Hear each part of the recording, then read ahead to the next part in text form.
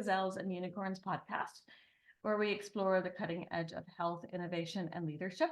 I'm Rosemary Truman. I'm the founder and CEO of the Center for Advancing Innovation at Ignite Social Impact. Today, we are very, very thrilled to welcome a distinguished guest, Sheila Coates. And by the way, she is so humble and has been so gracious for our society and advancing many different arenas. She's a trailblazer. She drives impact. She makes a better world for everyone. She's the president and founder of the Black Women United for Action, and she's going to share some unique insights. She's a sixth-generation Virginian activist on the behalf of African-American women and families for more than 4 decades. In 1985, she founded Black Women United for Action, a community service volunteer organization, which she still serves as president. They have ties in Africa, in Canada, Europe. She has so many accomplishments. I mean, it overwhelms me when I chat with her. She has grown the Black Women United in 14 Northern Virginia members to international organizations, which we discussed. And she's also includes the observance of the slave memorial wreath laying ceremony, which I was at Mount Vernon, which I was very excited to be able to attend. That annual ceremony developed many years ago. She created that. It includes guests and travelers from all countries, and I witnessed this in person. She is the successful advocate for the appointment of African-American women to the board of George Mason University. It's a first in that kind in institution's history.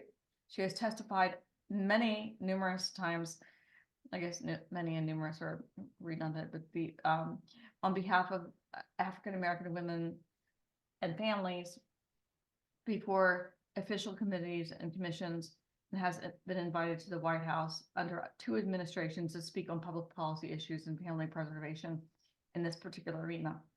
She's received several appointments on the Virginia Commission on Women, the George Mason University Board, the Mount Vernon's Ladies Association Advisory Board. She also serves on the board of the Christian Relief Services, which operates affordable housing units around the country, allowing individuals and families a place to live within their means. And then also in the degree to which they can actually get to their jobs. Thank you. I'm very grateful for you, Sheila, to have you spend your time with us, and we should also be very grateful. And my gosh, I can't say enough about Sheila. Oh yeah, I think that's enough. Thank you. Oh, it's enough? Yes, please, way enough. And this Global Innovation Challenge webinar is made possible by the support of United States Economic Development Administration, Build to Scale program, and CIA. And I just want to reiterate, I truly value your wisdom and willingness to be on this podcast. And we'll make it conversational. So as you share your wisdom and your insights and your guidance, I'll be taking notes, and we'll we can make it very conversational. The first thing, Sheila, it would be wonderful to hear about what you're doing at Mount Vernon and your progress there. Great. Thank you, everybody. Hi. See some pretty faces on here. Look, hello, handsome faces as well. Thank you, Rosemary, for all of those kudos. Gee, didn't think about it. Sometimes the things that you've accomplished, it's never alone. It's never by yourself. This is us. It takes us to make such activities in the sense of where we can help others. It's never by yourself, right? It's no man is an island, or woman is an island. But thank you for having the opportunity to share some thoughts. And Mount Vernon, many of you are familiar with George Washington's home here it happens to be in Fairfax County where we're lived and a part of it.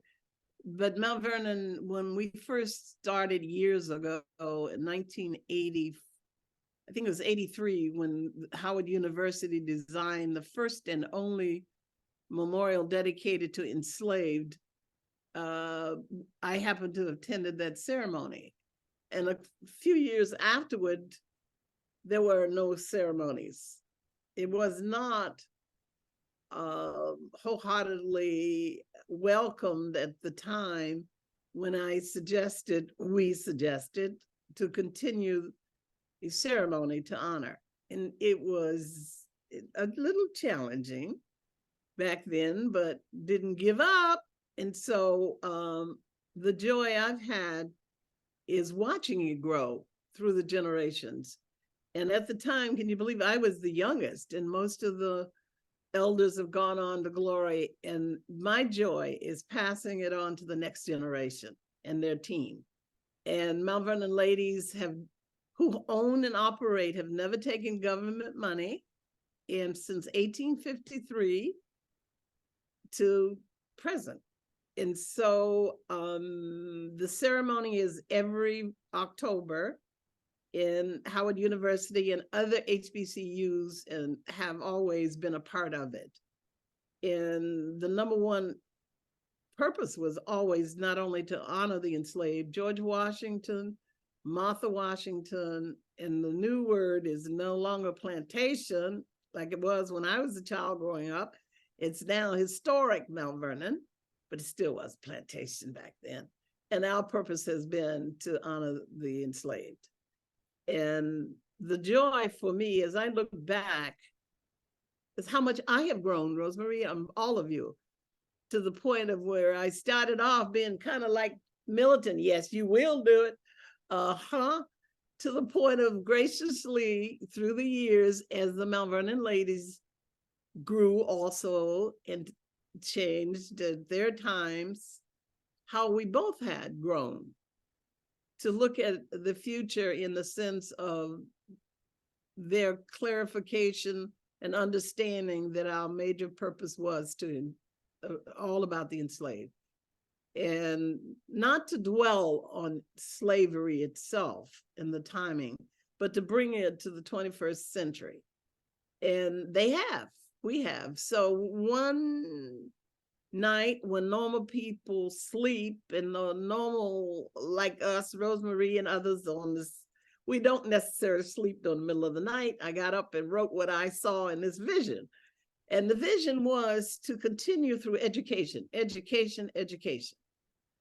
to create, many people aren't aware of the wonderful activities or opportunities Mount Vernon displays and has with the library, the George Washington Presidential Library, where they bring leaders from not only this country, but around the world in the areas of many, whether it's military leadership or other educational leaderships from kindergarten to 12th grade to postgraduates to international postgraduate doctoral students on leadership and character. And so looking back, it was one area that I have been very strongly, very much an advocate is that we tell our story through our history, through our people better, in the sense of, remember, laws were that we could not read and write. It was a law against reading and writing or teaching a slave, that a lot of our history was oral history, and that through oral history passed down through generations would have been lost if we didn't keep it alive and told and documented from our perspective.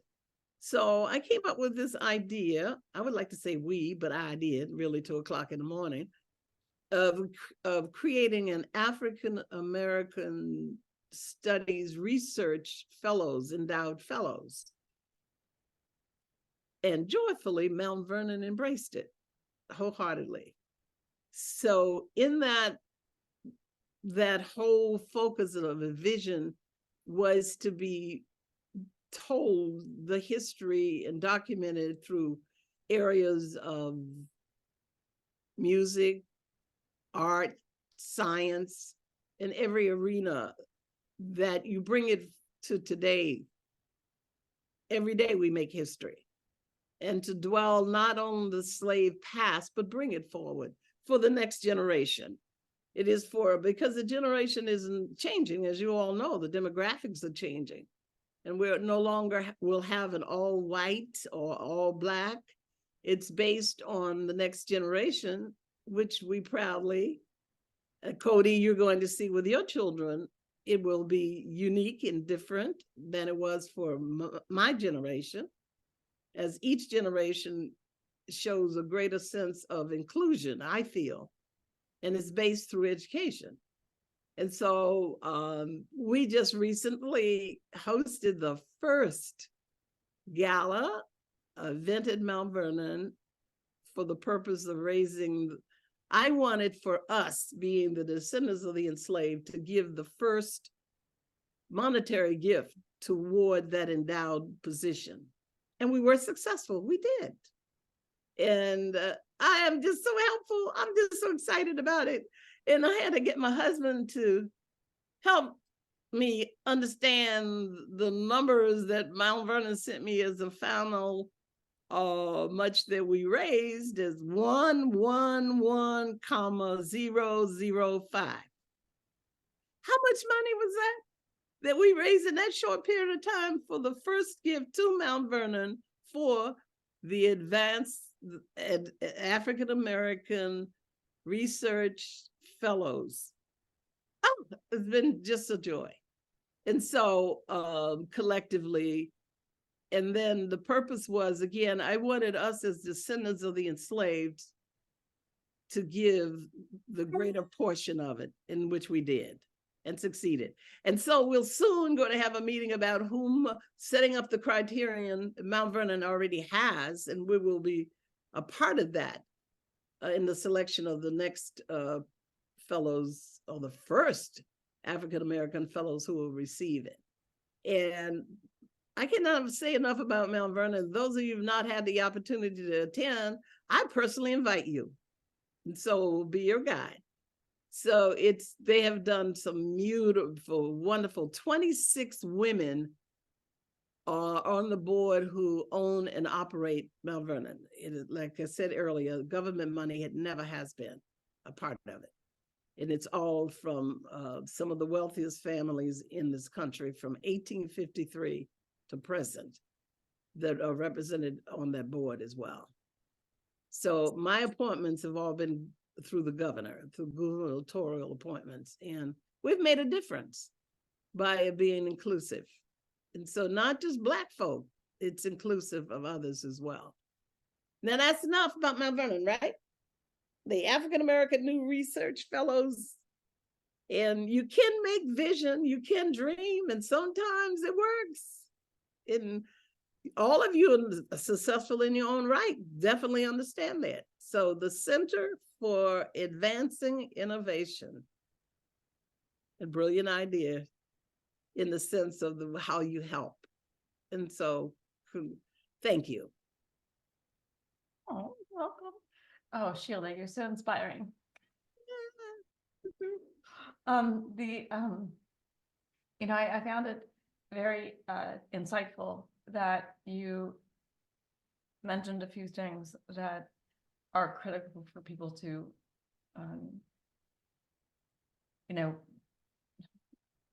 sometimes I like to say the word marinate with the marination process, but that they should really take into account in terms of your insights.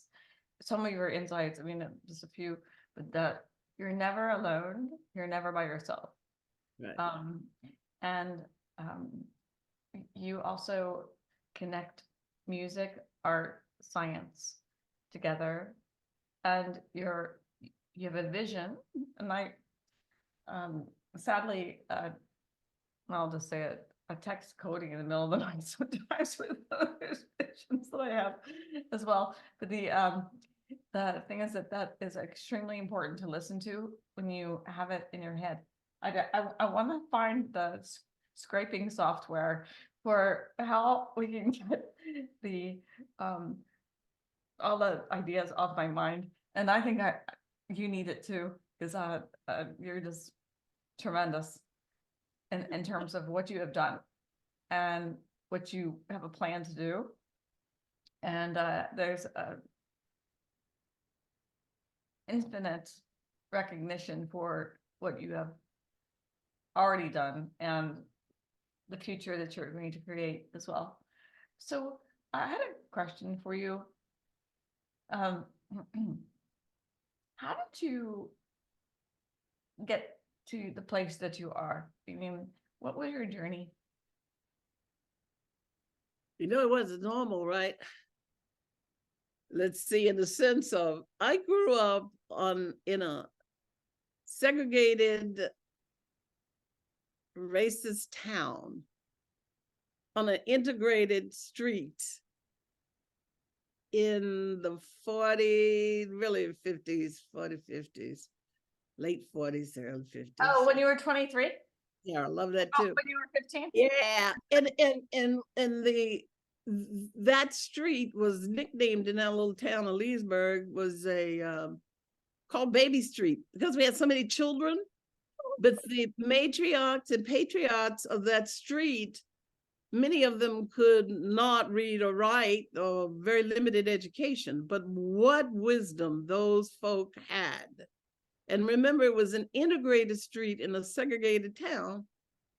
And yet we were preparing later on in life, we look back and see how we were prepared for the real world through those wise matriarchs, patriarchs of the street, in preparing us for, I'd say again, the Caucasian children that we played and worked with was most unusual during that time period. And so we learned from each other in the sense of when we were ready to leave the street, the nest, and go out into the real world, we were prepared. For instance, I could see from here across the, from Rosemary, from your home to not even near your two neighbors was the library. And we could not attend that library. Oh. Because of segregation. And yet I could sit on my stoop in my home and watch the children come out with the parents with books, and just thinking, dreaming, what would it have been like to have seen books? And so the uncle was the person that went around the community to get the trash trucks, so the trash, pick up the trash. And there was a segment in the town of this Leesburg where the wealthier educated folk did live. And what they would do were bundle up magazines, newspapers, and etc., and bring it to what was called Baby Street, where we were living. And then one of the matriarchs, Miss Mag, would handle all the books, National Geographic, Look, and all the big magazines and newspapers. And she would determine, it's your turn to come pick a book. It's your turn to come get a magazine. It's your turn to do so-and-so, and you better not come back with grease on it. And what she meant by that is you couldn't eat and read that book, because she knew she was a librarian. You think about the innovation of the, not educated, but enough to understand how important reading books and learning was. And so that was the beginning of inspiring all of us to travel outside of that street, outside of this state, outside of the country.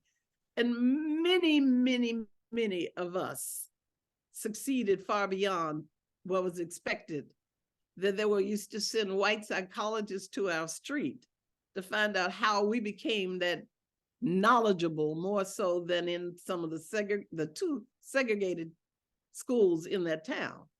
And the reason I still go back and look, and has been actually my drive, is how a community, that's true, street, because we helped each other, they helped us, taught us how to live on the real world outside of that street, that promoted me to the point of seeing, if we grew up like this and had nothing, look what we could do with education. And many, that street provided 2 MDs, one research NIH for cancer, my brother biochemist taught at Berkeley School, all in California, all how we all succeeded, even with my 6 siblings. My father had a 4th grade education and mother with a 9th, but they drilled education. The street did, all of us, to succeed. And so because of that, it's been my motivation to make certain we pass it on to the next generation and to do what we were taught. So that's been, I go back to the greatest joy for me personally. We adopted a whole village of 50 families, subsidized housing. Oh. And of those 50 families, we sent 13 little Black boys to St. Augustine's College in Raleigh, North Carolina. And we kept up with those 13 Black boys for the single moms, every social ill, everything that would have been in the city, how those young men succeeded. And you say you're in San Diego, Cody? Yes, ma'am, that's correct. They live in San Diego. The 2 leaders of the young men that were there at the university contacted me and said, Ms. Coates, I'm going to join the Navy. I'm like, you only have another year, 2 years in St. Augustine. Why would you do that? Well, I wanted to go. And so he finished in San Diego, into school. He did join the Navy, and his brother, another part, but the fact that he continued on with his education and now settled in San Diego, out of this, again, subsidized housing, low income, single moms. It was just amazing how I used the same plan, drew it up, just like it was on the baby street, on the way I grew up, and applied it to the development where these folk lived. And it was so successful, we were invited, Cruise Line Foundation supported us to go to Florida, New York, and LA to duplicate that program. And it was very successful in the 26 years we were there.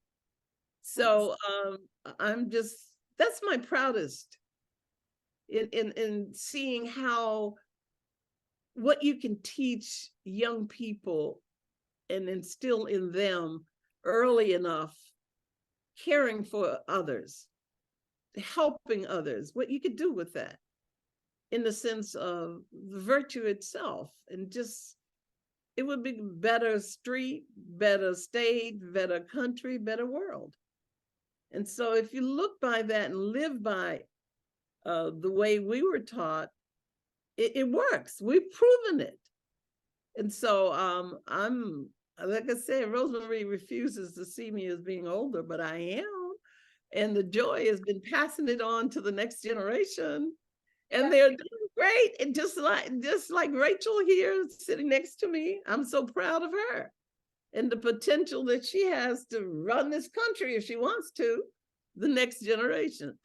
But again, I'm just thrilled for seeing, you know what it says, I think it's Corinthians, 2 Corinthians first tells you about you reap what you sow. And if we sow the right seeds, it comes out.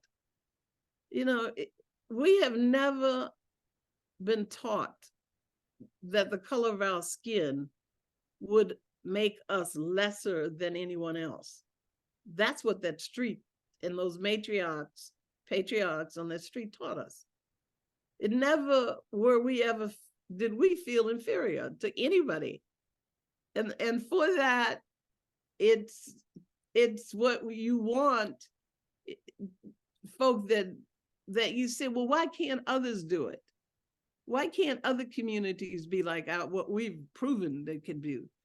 It's because, hope is important, but also understanding when you're growing up that you can do it through education and through just knowing that you can do it. You've had good parents. And I'm looking at Rachel as I'm talking, seeing the potential she has to acquire and do anything she wants. The world, the future is, we've proven it. And sometimes I look back and say, thank you, God, where and how. The first time I went to the White House, this is 3 presidents we worked under. First time, it was just like a little kid in candy store.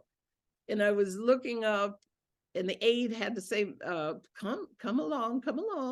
And I was just like, oh God, and I would thank every person that was on my mind, my elementary school teachers, my high school teachers, my mentors on that street.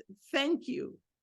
How did this little skinny kid come from where I came down to sitting at a table with the President of the United States, going over public policies? How do you do that? If we had not had the opportunity to have been born in that environment and never ever feeling we're less than anyone else, that we can't, especially women. And so, I'm sorry, gentlemen, but especially women. And still we rise, correct? Ladies? Yes, we do. Hallelujah, we're still rising. And that's the greatest thrill for me, has been to see those. We kept 5 of them went into the military, but to have had the exposure of those 13 young Black men that have been successful, that's the greatest joy for me, has again been an opportunity for education. So, but meeting you, Rosemary, and the ladies, we've often been taught that men make business opportunities on the golf course. Well, we can now say we make partnerships at the nail salon, right, Rosemary? And other areas, ladies, hair salon, we got it, right, ladies? So, that I'm just excited about the fact of the possibilities of today, that we out, ladies before us. I was very honored to have been a part of the National Council of Women's Organizations.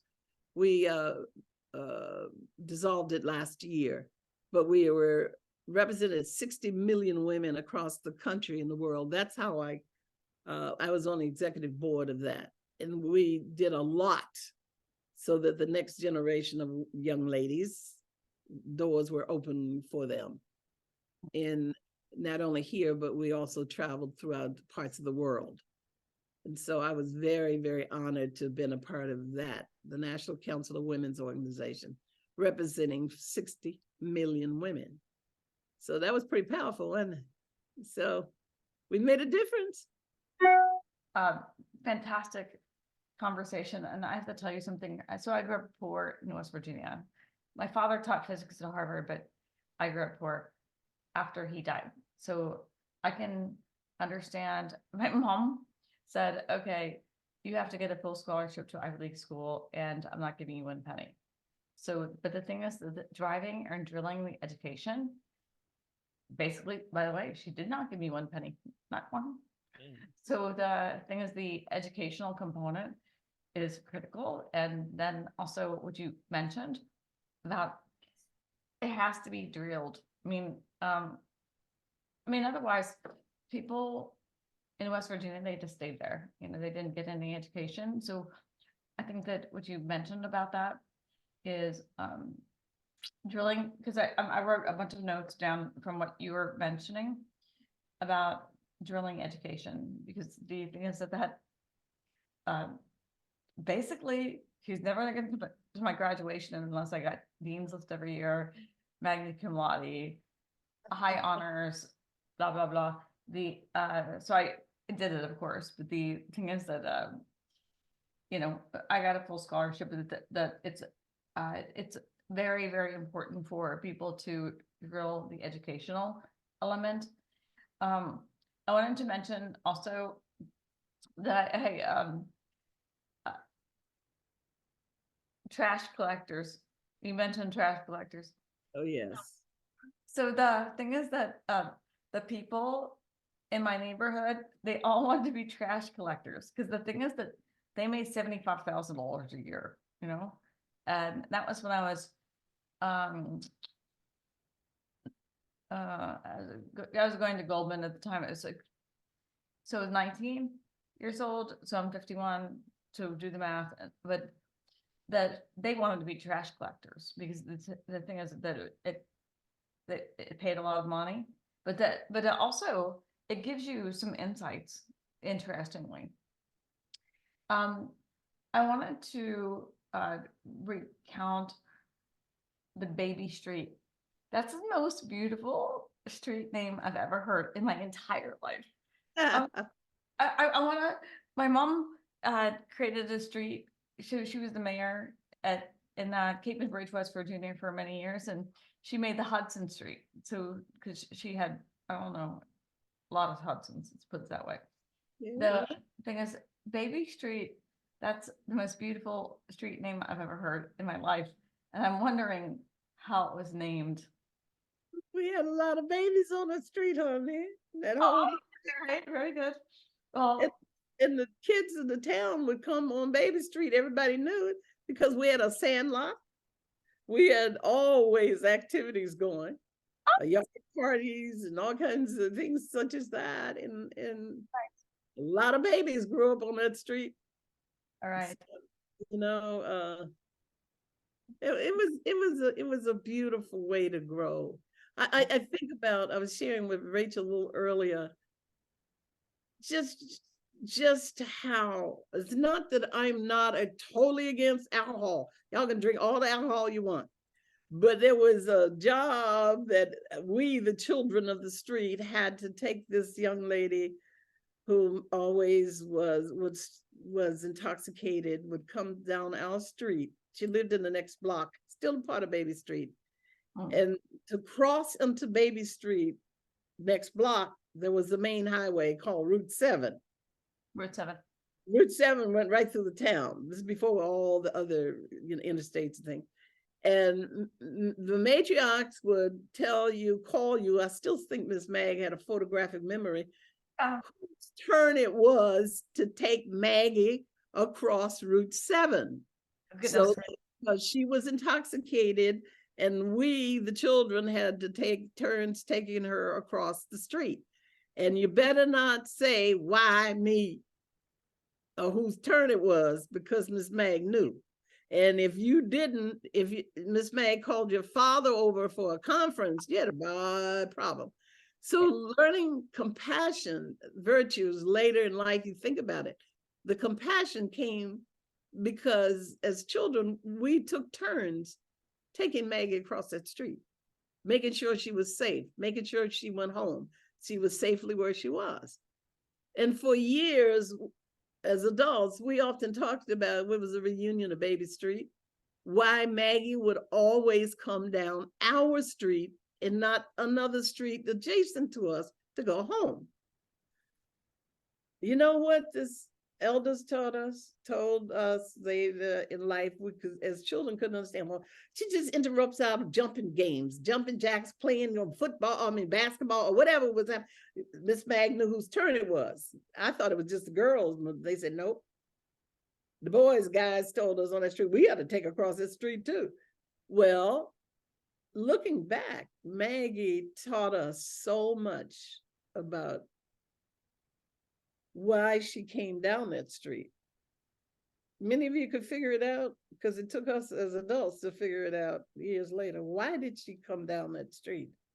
Knowing that she would have to sit, Miss Mag would, before she got to Miss Mag, Miss Nora, they would fuss at her the whole time they're giving her maybe a cup of tea or a glass of water or whatever it was.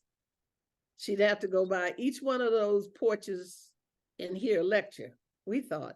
And then by the time she got to Miss Mag, it was Bible verses. And by the time we got to the children to take across the street, we were like, why? And then the word came, because you're supposed to. That was all the answer, because you're supposed to. And so as adults, we were talking about it. You know why? It was because Maggie knew that on that street, she would find love. That's what an adult told us. That's why she would come down that street, because she knew somebody cared about her, even in her stages of intoxication. So we accepted that, looking back. Why did she keep coming? And then when she could have gone the side street and gotten home just as well. But it was the later in life, and she died very young. I was very sad about that, but I've written her story in this book. Reader's Digest a long time ago had wanted me to finish the story in the study, talking about it, but I couldn't finish it. And today I look back and see how much Maggie taught us in her intoxicated state, how the patriarchs of the street taught us what compassion and caring was about, and the others that taught us what education was about. And we were very talented on the street. Almost all of us could sing and play the piano without taking piano lessons, and et cetera, et cetera. And we always had that sense of community in that street. And Baby Street was nicknamed. Everybody coming through that town, all over that county, knew where Baby Street, Leesburg was.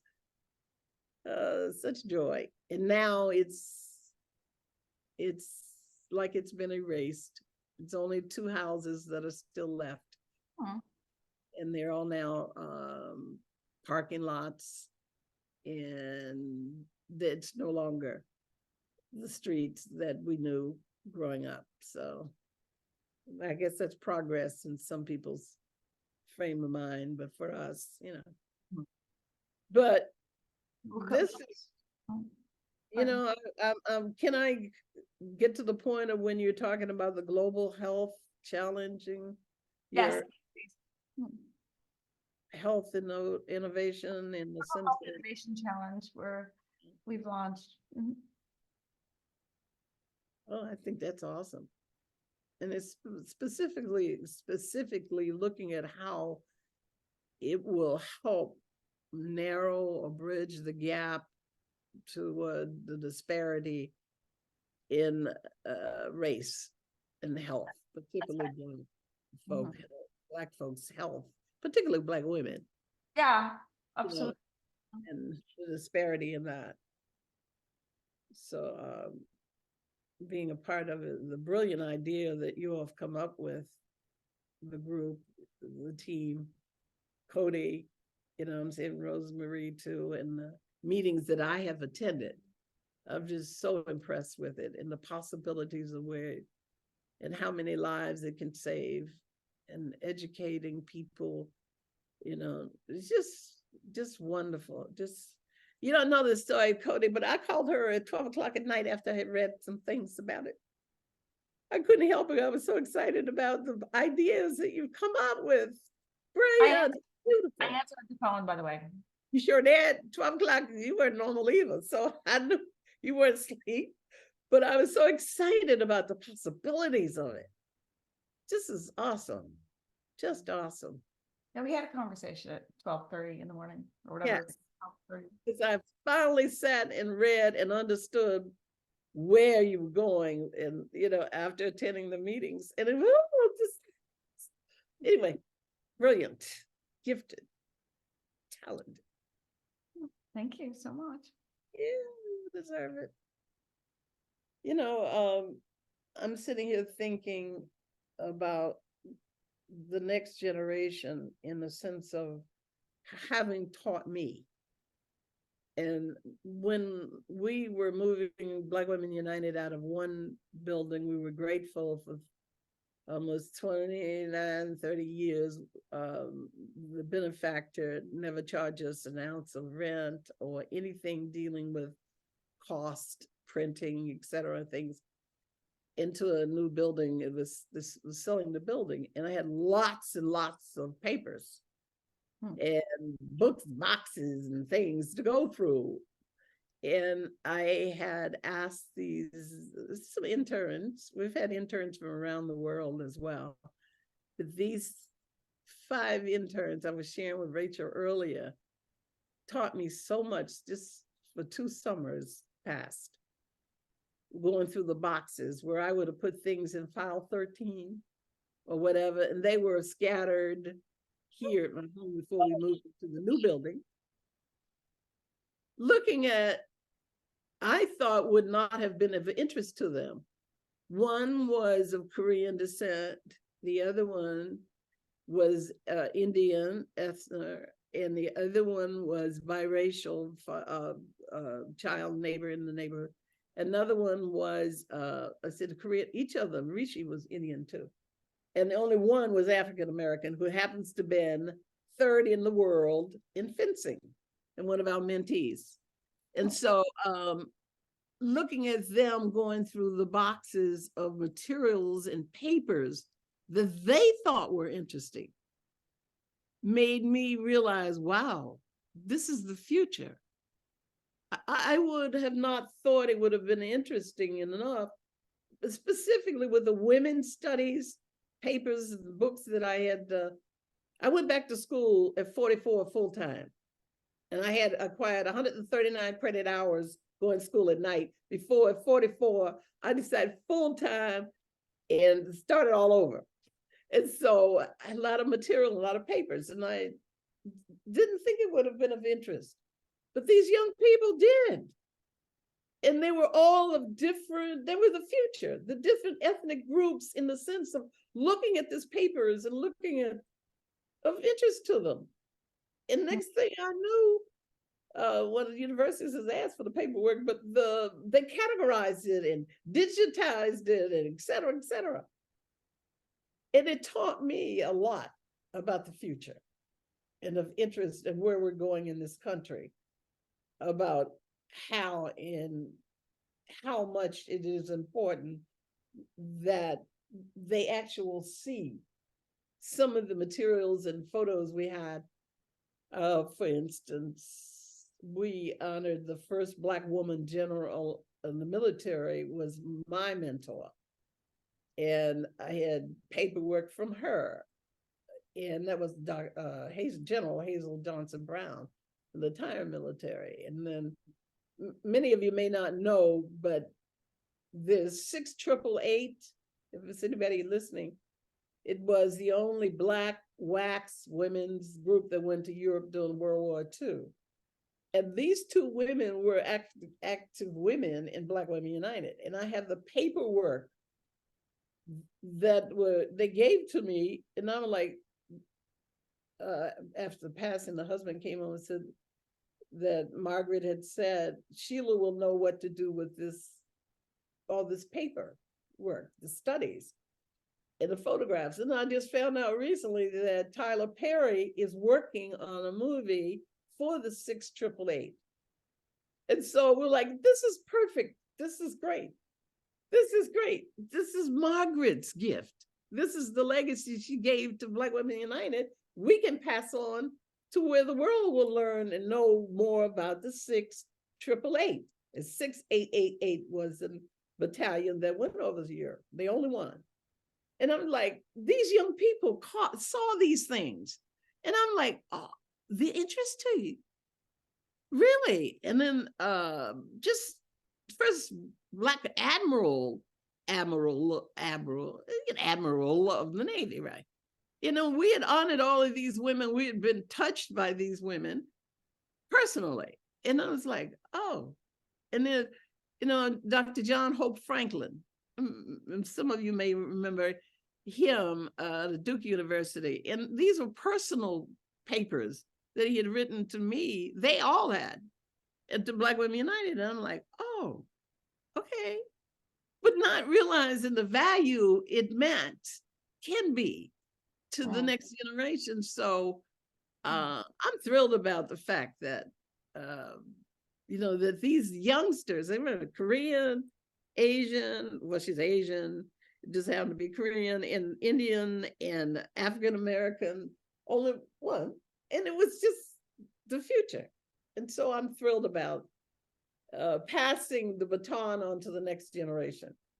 And I see it. They have taken Mount Vernon and it is theirs. We've passed it on. And so the legacy group and the new vision is the one that I am thrilled about, that we just. To your point, education is key, but it's not all the same for everybody. Education is the key. And there are lots of ways to get education, including creating a virus to shut down all the computers. And then also I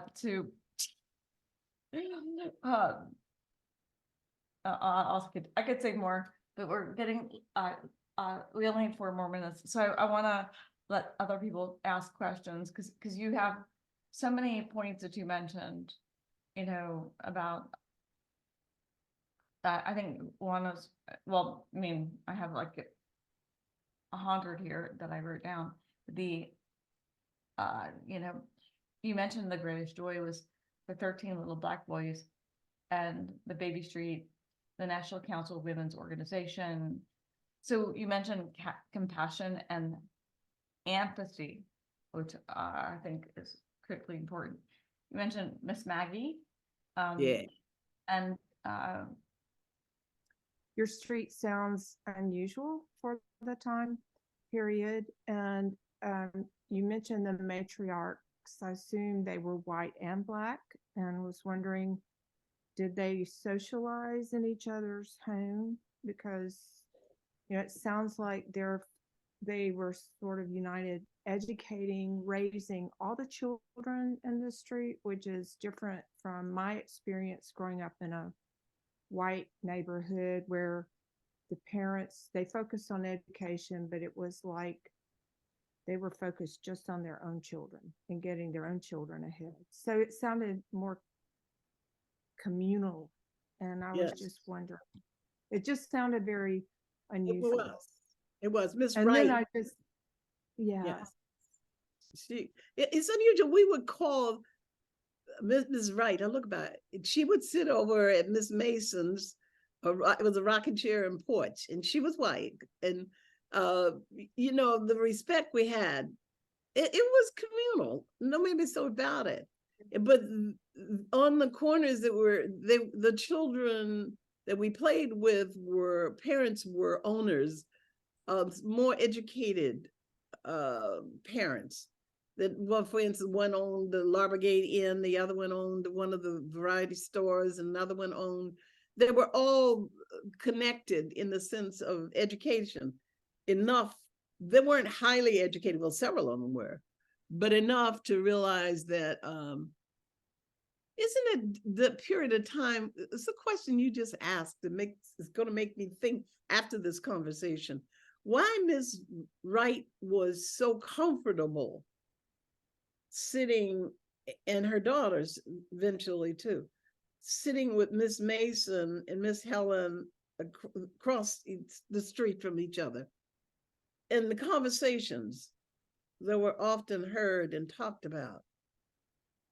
Why was she different in the sense, or the the Roosevelts that were next to them?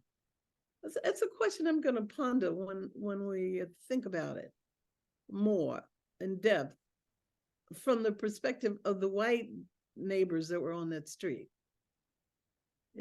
playing with their children. And it was all until puberty, with segregated schools. But yeah, Baby Street was most unusual. That was why I think the Reader's Digest wanted, it was 2 of them. I wrote it while I was a student at the university, and it was selected from the write-in residents. Eudora Wealthy out of Mississippi, the poet, well, they were friends with the writer in residence that was at the university. When I wrote the paper, it wasn't something I really thought would worth reading, but they said it was Americana and asked me to expand more on the matriarchs of the street and patriarchs of the street. And it was like, okay, I put it aside and said I was going to do it one day, but it had gotten, but you made me think about that, that side. Sheila, I'll help you do it. Oh, aren't you kind? Aren't you kind?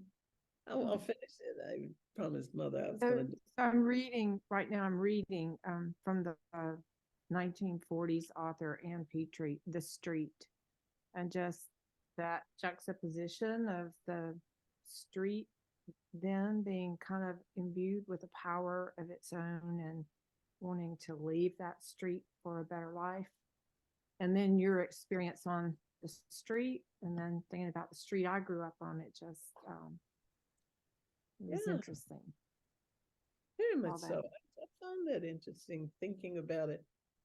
It's it was such a positive. I was trying to think of the negatives in the sense of, but I can't find one. Except for Miss Mag's. Not Miss Mag, the lady that could make the best lemon pies ever. And she had them out on this post, 5 pies, cooling.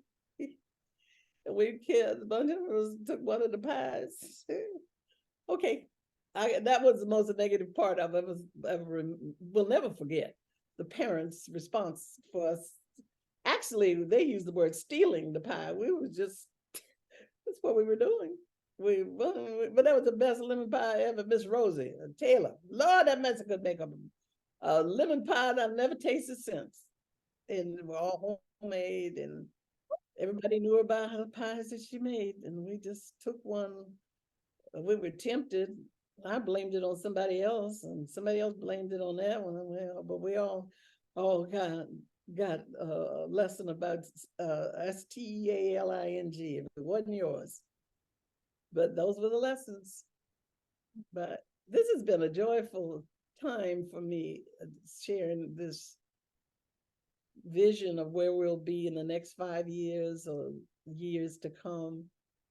The legacy that we are leaving is one about, and you look at so much turmoil in the world today or in this country today, I have hope. I have hope for the next generation that it will be better. It will be better.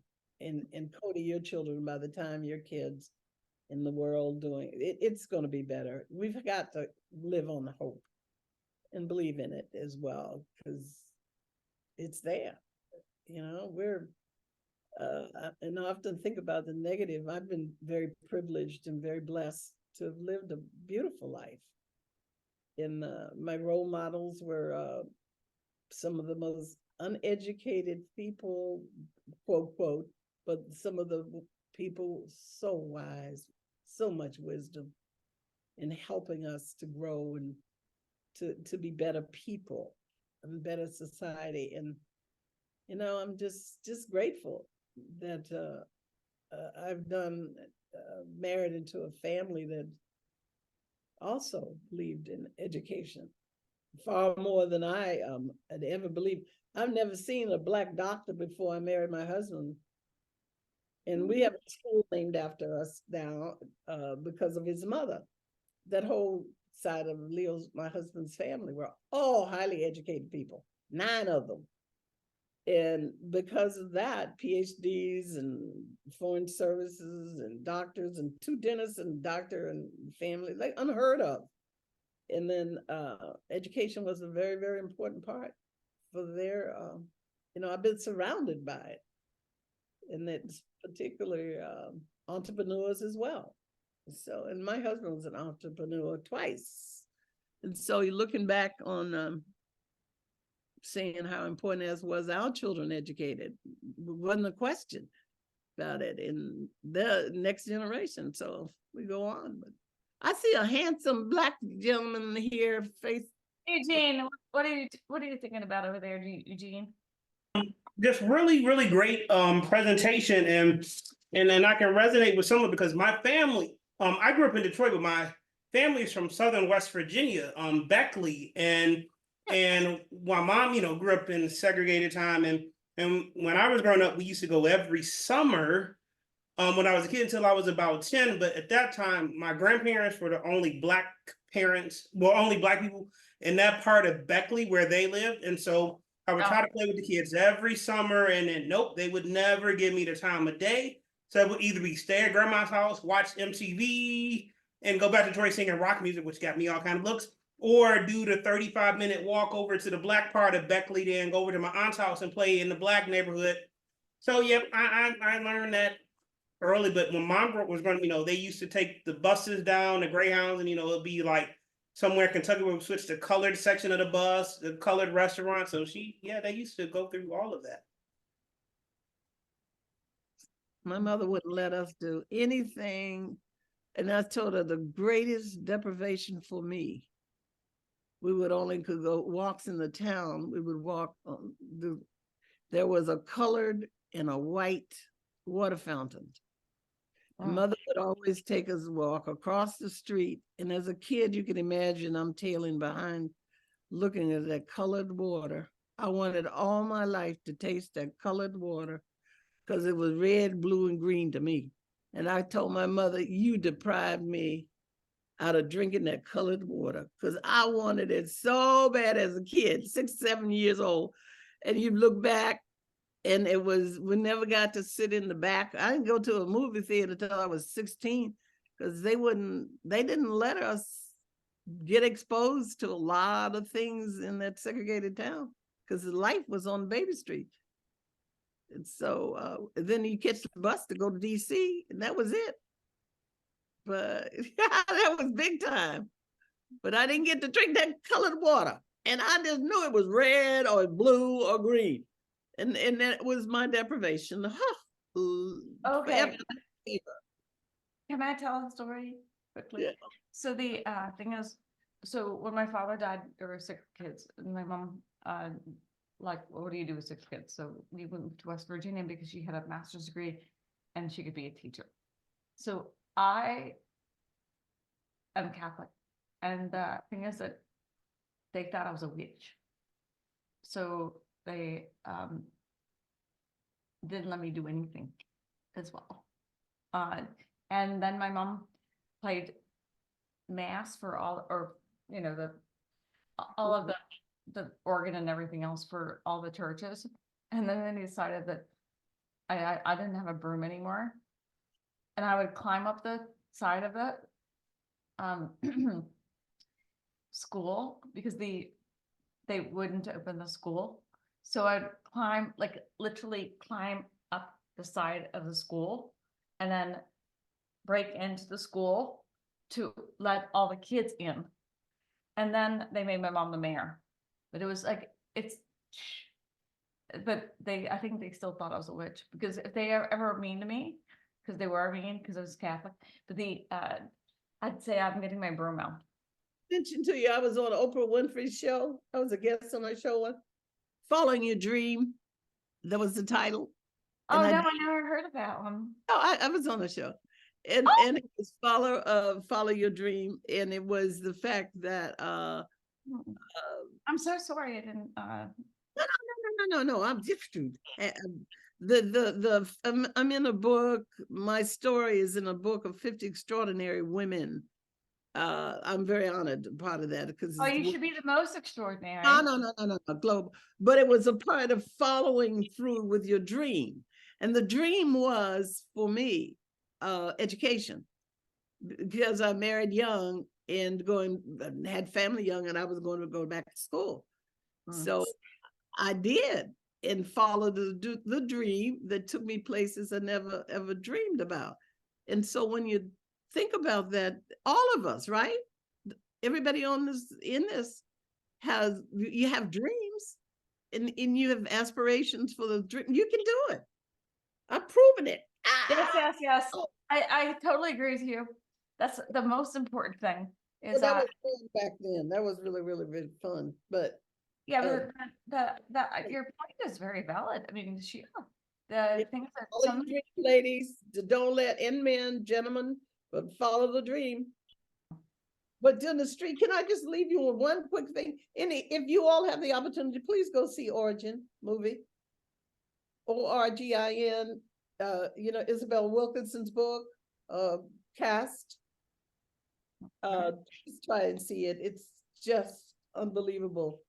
For two reasons. Not only did I read the book, but I also, my first cousin, dear cousin, plays the mother, Isabel Wilkinson. But please go see it.